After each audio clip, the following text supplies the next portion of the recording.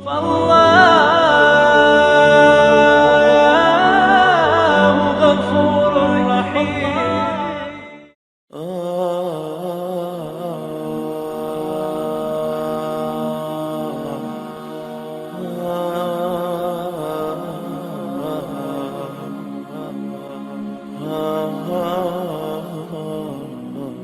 Saudara-saudara, kita duduk di majelis yang mulia ini untuk memperingati Isra wal Mi'raj baginda Nabi besar Muhammad SAW. Kita duduk di sini, kita tidak pernah memandang langsung wajahnya Nabi. Kita tidak pernah berjumpa langsung dengan Nabi. Kita tidak pernah duduk bersama-sama dengan Nabi. Untuk apa kita duduk di sini kalau bukan karena iman dan cintanya kita kepada Nabi Muhammad? Padahal kita tidak pernah berjumpa dengan Nabi, bertemu dengan Nabi tidak pernah, duduk bersama Nabi tidak pernah. Tapi kita beriman kepada Nabi Muhammad. Kita cinta kepada Nabi Muhammad. Kita umat yang dirindukan oleh Nabi, umat yang dicintai oleh Nabi. Rasulullah ketika beliau sedang duduk bersama para sahabat, Rasulullah berkata, "Wahai para sahabat, tahukah kalian golongan-golongan yang soleh? Tahukah kalian golongan-golongan yang mulia?" Sahabat berkata, "Apakah para malaikat ya Rasulullah?" Rasul berkata, "Bagaimana mungkin malaikat tidak mulia sedangkan mereka berada di sisi Allah? Ada lagi yang mulia. Apakah para nabi dan rasul?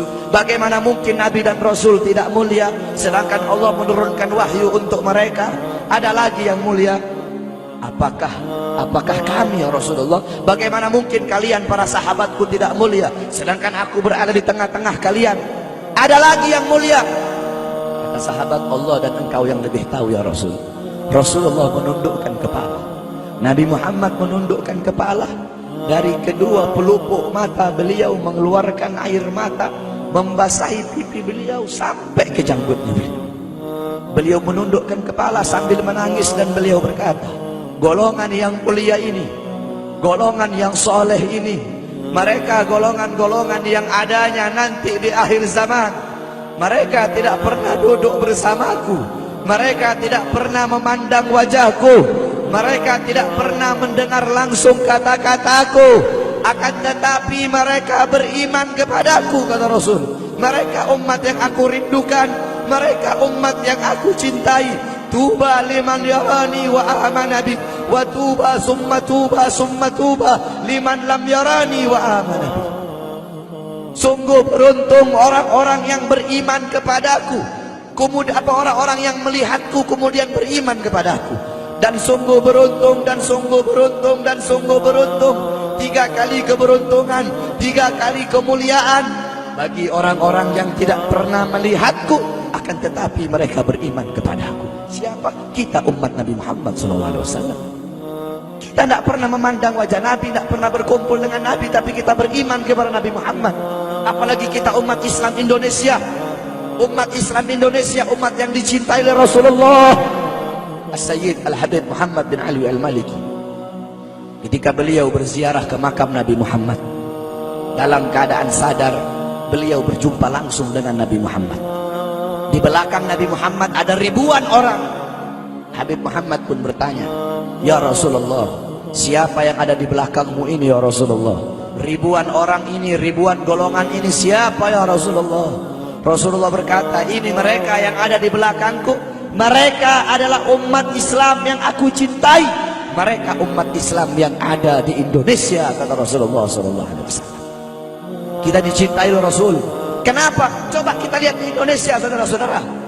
Kalau bulan Maulud, kalau bulan Rabiul Awal, di kampung-kampung, di musola-musola, setiap masjid, setiap langgar, setiap pesantren, setiap RT, setiap RW pasti bikin maulid Nabi Muhammad.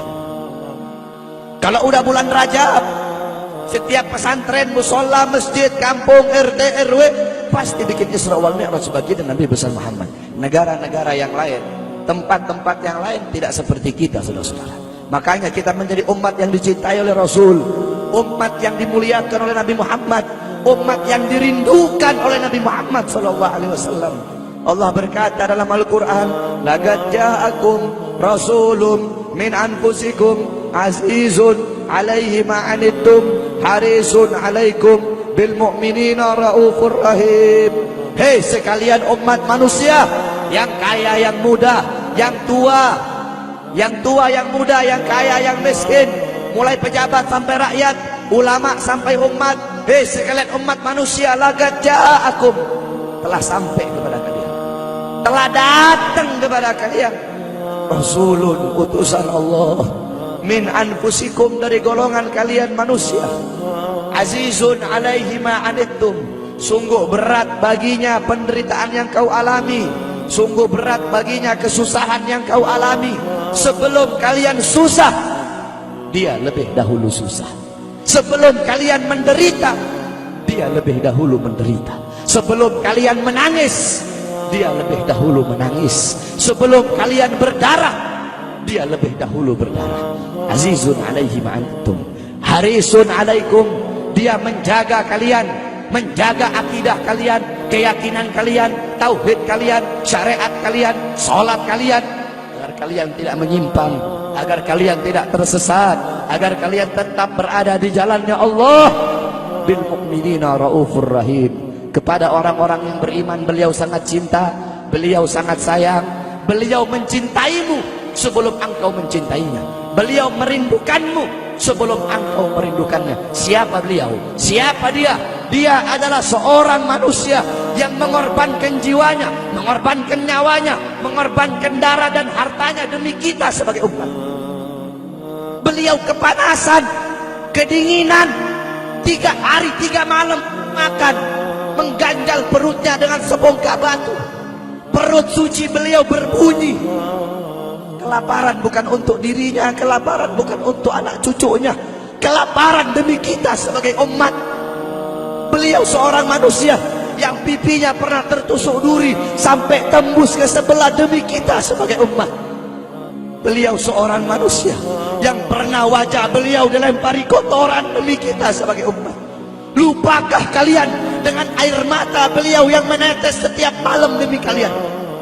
Lupakah kalian darah suci beliau yang menetes ketika berada di kota Taif, dilempari batu demi kalian? Ketika beliau pergi ke kota Taif, dahi beliau dilempar batu, darah ke beliau keluar. Ketika darah itu jatuh, ditampung darah beliau, ditampung darahnya. Sahabat berkata, ya Rasul, kenapa kau tampung darahmu ya Rasul? Rasul berkata, andaikan darahku jatuh di atas tanah Taif, penduduk kota Taif akan ditenggelamkan oleh bumi, sedangkan mereka adalah umatku. Luar biasa kasih sayang Nabi kepada kalian. Tapi kita sebagai umat tidak tahu diri. Kita sebagai umat merusak sunnahnya. Kita sebagai umat melanggar ajarannya. Kita sebagai umat semakin hari semakin jauh darinya, meninggalkan pakaiannya, meninggalkan ajarannya, meninggalkan sunnahnya, meninggalkan kepribadiannya, meninggalkan akhlaknya, meninggalkan Al-Qur'annya. Rasulullah SAW yang dimana gal Sayyidina Ali karamallahu wajhah, inna Rasulullah fi akhir nafsi harragat syafataihi marratain fa'algaitu sam'i fasami'tuhu yaqul ummati ummati faqubida Rasulullah sallallahu alaihi wasallam wa qala law kanat ad-dunya tadumu li wahidin la kana Rasulullah sallallahu alaihi wasallam fiha mukhallada. Dari Sayyidina Ali karamallahu wajhah, ketika akhir-akhir detik-detik kematiannya Rasulullah, beliau mendengar, beliau melihat dari bibir Rasulullah bergerak dengan 2 kali gerakan. Beliau mendekatkan telinganya, mendekatkan pendengarannya, dan beliau mendengar Rasulullah berkata, ummati, ummati. Faqubida Rasul, meninggal Rasulullah SAW. Ketika nyawa Rasulullah akan dicabut, Rasulullah berkata kepada Jibril, wahai Jibril, aku belum puas meninggalkan umat. Aku tidak mau meninggalkan mereka dalam keadaan belum diberi jaminan oleh Allah. Wahai Jibril, sampaikan kepada Allah, aku tidak minta jaminan untuk diriku, aku tidak minta jaminan untuk keluargaku, aku minta jaminan untuk umatku. Wahai Jibril, sampaikan kepada Allah. Jibril pun pergi kepada Allah. Jibril pun berkata, ya Allah, kekasihmu Muhammad meminta jaminan untuk umatnya. Allah bilang, wahai Jibril, katakan kepada Muhammad, aku tidak akan menghinakan umat Muhammad.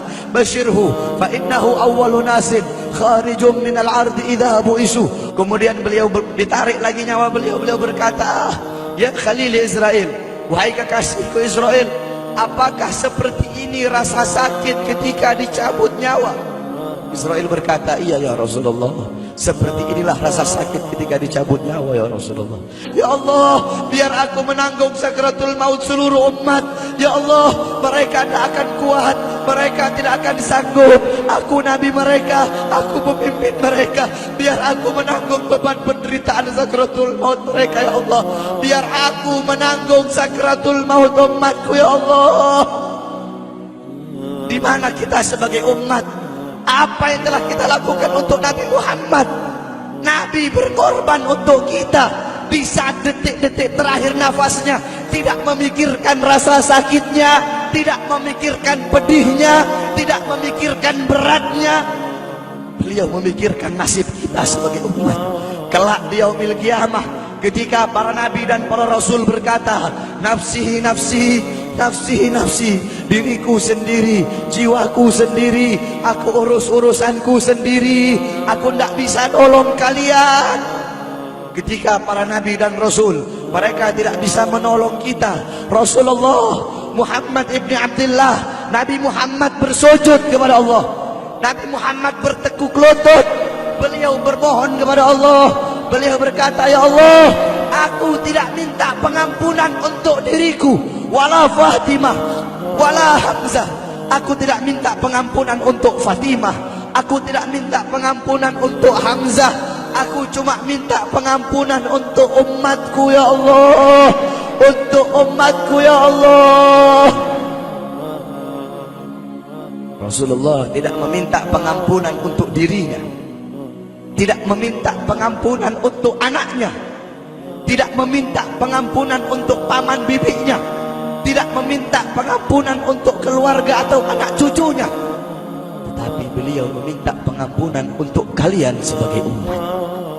Karena begitu cintanya beliau kepada umat, karena begitu sayangnya beliau kepada umat, sampai-sampai beliau berkata, lau yushaku ahadukum li syaukatin fi rijlih la ajidu ala ma'a fi qalbi.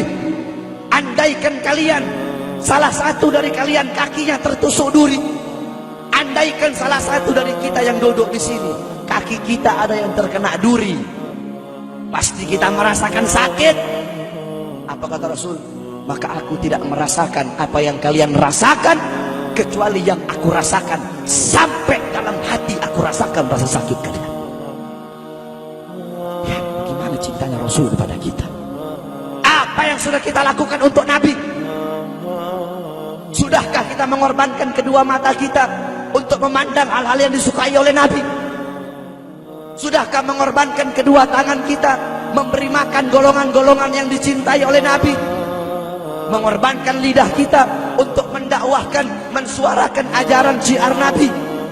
Sudahkah mengorbankan kedua kaki kita melangkah ke tempat-tempat yang diridhoi oleh Nabi? Kita masih belum bisa balas jasa Nabi, dan tidak akan pernah bisa membalas jasa Nabi Muhammad. Jangankan kita duduk di sini berjam-jam, walaupun kita duduk di sini sampai pagi kita duduk, seumur hidup kita duduk di sini, masih belum bisa membalas jasa Nabi Muhammad. Sekalipun kita merangkak, engkau merangkak dari rumahmu menuju makam Nabi, merangkak bukan dengan kaki, merangkak bukan dengan bukan dengan tangan. Walaupun kalian merangkak dengan kedua mata dari rumah kalian menuju makam Nabi, itu masih belum bisa membalas jasa-jasa Nabi Muhammad sallallahu alaihi wasallam. Kita tidak bisa membalas jasa-jasa Nabi Muhammad. Kecintaan kita tidak ada apa-apanya. Apakah kecintaan kita lebih besar daripada kecintaan seorang anak kecil yang ada di zaman Syekh Abdurrahman Ad-Dibai? Di zaman Syekh Abdurrahman Ad-Dibai, pengarang Maulid Diba, ketika beliau ingin berziarah ke makamnya Rasul, ketika beliau ingin ziarah ke makamnya Nabi, ada satu orang anak kecil ingin ikut berziarah. Maka kata rombongan, hai anak kecil, engkau tidak boleh ikut. Ini perjalanan memakan waktu berhari-hari, bisa 4 hari, 5 hari, bahkan sampai 1 minggu. Kau tidak boleh ikut. Pergi anak kecil tersebut. Pergilah rombongan Syekh Abdurrahman Ad-Dibai untuk ziarah ke makamnya Nabi. Tanpa sepengetahuan rombongan, ternyata anak kecil tersebut bergelantungan di bawah kereta kuda Syekh Abdurrahman Ad-Dibai. Anak kecil itu bergelantungan. Dia sampai berhari-hari gak makan, gak minum, gak tidur. Hanya apa? Hanya ingin pergi ziarah ke makam Nabi. Saking cintanya kepada Nabi Muhammad. Dia sembunyi-sembunyi bergelantungan di bawah kereta. Gak makan, gak minum, gak tidur berhari-hari. Sampai ketika sampai di Madinah, itu anak kecil jatuh. Itu anak kecil terjatuh. Rombongan bilang, bukan kayaknya anak kecil yang waktu itu mau ikut. Berarti sudah berhari-hari dia di bawah kereta ini. Dia nggak makan, dia nggak minum, dia nggak tidur. Anak kecil itu berlari. Anak kecil itu berlari sampai dia terjatuh. Saking bahagianya, dia sudah sampai di Madinah. Dia ambil debu-debu Madinah, pasir Madinah, dia ambil, dia usapin ke mukanya. Saking bahagianya, sampai itu anak mati. Anak kecil tersebut mati membawa kecintaannya kepada Nabi Muhammad. Anak kecil itu mati, gak makan berhari-hari, gak tidur, gak minum, hanya ingin ziarah ke makam Nabi Muhammad. Padahal anak kecil itu tidak pernah memandang Nabi, tidak pernah berkumpul dengan Nabi, tapi kecintaannya luar biasa kepada Rasulullah. Akhirnya anak itu dimakamkan oleh Syekh Abdurrahman Ad-Dibai di Madinah. Anak kecil itu dimakamkan di Madinah. Nah, setiap tahun Syekh Abdurrahman Ad-Dibai ziarah ke makamnya Nabi, pasti ziarah ke makam itu anak kecil. Yang anehnya, setiap Syekh Abdurrahman Ad-Dibai ziarah makam anak kecil tersebut, kubur anak kecil tersebut bergeser dengan sendirinya mendekati makam Nabi Muhammad SAW. Sampai sekarang makam anak kecil itu ada di samping Masjid Nabawi. Saking cintanya anak kecil tersebut kepada Rasulullah SAW. Kecintaannya kita nggak ada apa-apanya. Kita tiap hari maksiat, tiap hari berbuat dosa, melakukan hal-hal mungkarat, dhalalat, sayyiat. Takutlah kita kepada Allah. Kembalilah ke ajaran Nabi Muhammad. Jadikan beliau sebagai teladanmu, jadikan beliau sebagai pedomanmu. Hidupkan rumah tanggamu dengan ajaran beliau. Hidupkan kampungmu dengan dengan ajaran dan sunnah beliau. Jadikan rumah tanggamu rumah tangga Sayyidina Muhammad, kampungmu kampung Sayyidina Muhammad, desamu desa Sayyidina Muhammad, kotamu kota Sayyidina Muhammad sallallahu alaihi wasallam.